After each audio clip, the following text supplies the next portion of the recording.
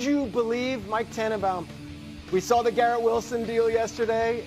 Quiet for the Jets, buzz-wise. Last year, the Commanders went from worst to the NFC Championship game. Would you believe the Jets are this season's Commanders in the NFL? Yes, Peter. It's more akin to the Detroit Lions East. This team is going to be tough and well coached, much the way Dan Campbell turned the culture around in Detroit. Aaron Glenn will do the same.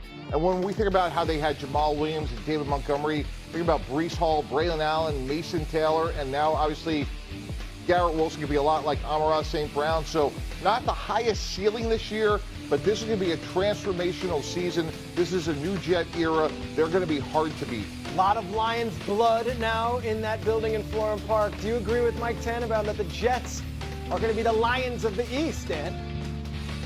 Yeah, I mean, look, is this for me or Hawk? For me, yeah.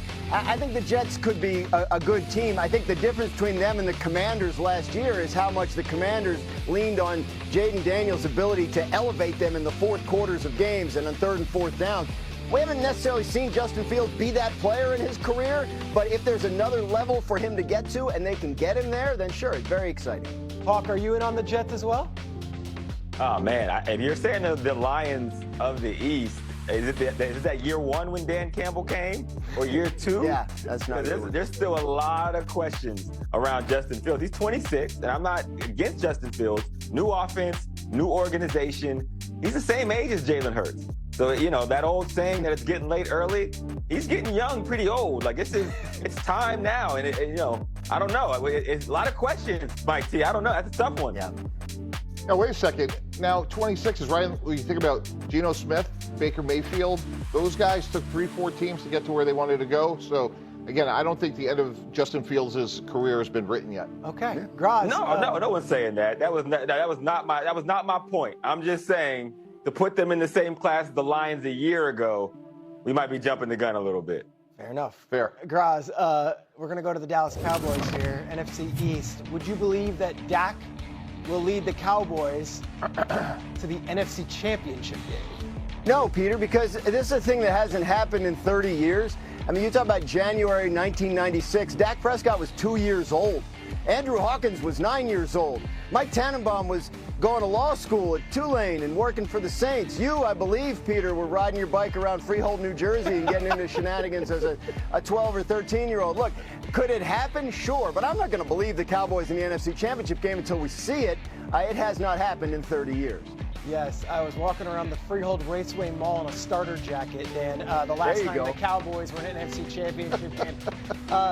Mike T, how good does Dak have to be for the Cowboys to actually be considered a real contender this season? MVP. And look, that's not inconceivable. We've talked a lot about this over the last several weeks. Like, getting a healthy Dak back could be a huge force multiplier for this team. But he's going to have to play incredibly well with the likes of CeeDee Lamb, obviously George Pickens. The big question mark to me is going to be on the other side of the ball. This defense isn't what it once was, and that's going to be a huge problem for them. NFC East, a loaded division. Of course, the AFC West now is as well. 3 different teams went to the playoffs last year. Hawk, would you believe that this is the year Mahomes and the Chiefs get dethroned in the AFC West? I would not believe it. I do not bet against Patrick Mahomes because I'm what they call in my neighborhood a smart man. Okay. On top of that, they've addressed offensive line issues. Again, we'll see how much it develops past where it was a year ago. Their receiving core is now in year 2. Rashee Rice, who was injured last year, is back. Hollywood Brown, Xavier Worthy.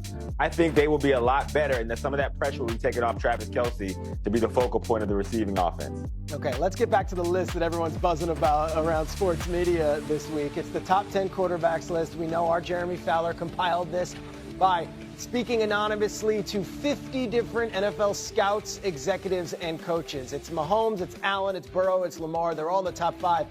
Dan Orlovsky said that though this is the stack, the gap is a lot smaller than it was in recent years. Take a listen to Dan yesterday on Get Up. The gap has never been this ridiculously big gap when it comes to Patrick, Lamar Jackson, Josh Allen, and Joe Burrow. All 3 of those guys had better seasons last year than Patrick did, yes.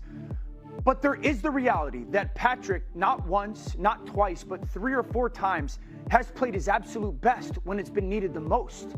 Those other three guys haven't necessarily done that. When it comes to the ability to play, those guys have always been kind of nipping at his heels. Okay, so we know that those four quarterbacks in the AFC are always in the same conversation, and we put Mahomes first because he's won all the big games. But Hawk, I ask you, if this list had come out yesterday and Lamar Jackson, Josh Allen, or Joe Burrow were ranked number one on this list, would you have been outraged by that, or would you have been okay saying, hey, one of those guys actually already has dethroned Mahomes?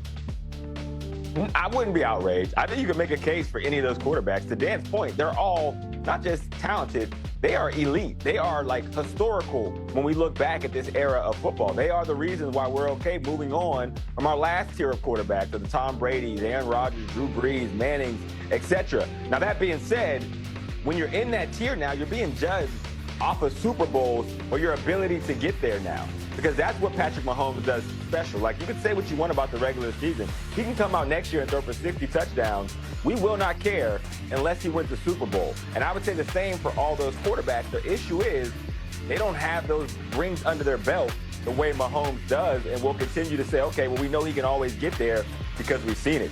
They got to show that first to really, truly be that number one guy. Yeah, I'll play the outrage card. Patrick Mahomes has been to 7 AFC Championship games, Super Bowl 4 of the 5 last year, and I think they're going to be better this year. I think what he's doing is beyond historic. Those other three quarterbacks are solid, they're good, but they haven't come anywhere close to what Patrick Mahomes has done. And Hawk, to your point, when you look at the weapons this year, they're going to be better, faster, more explosive.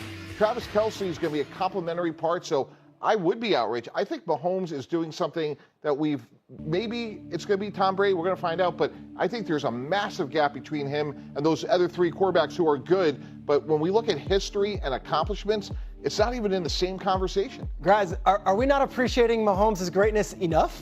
Well, I mean, I can't speak for anybody but myself. I know I am. Like, I would put him number one on the list. His accomplishments speak for themselves. That said, I mean, Mike T, I think Josh Allen, Joe Burrow, Lamar Jackson are a little better than solid and good. I mean, these are spectacular players. And I think if somebody wanted to make a list, and again, this is supposed to be a projection, who's going to be the best this year?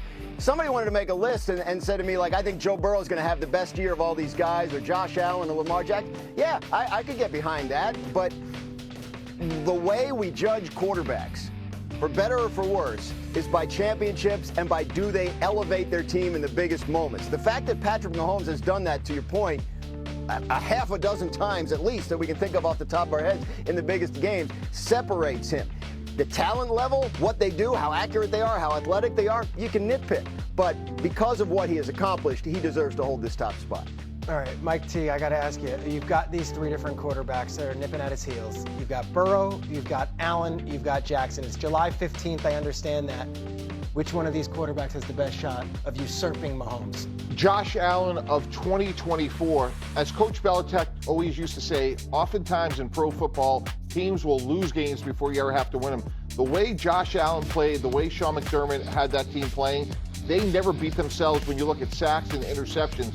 So that makes their floor really high. And then there's a couple of plays a game where he could go be Superman. And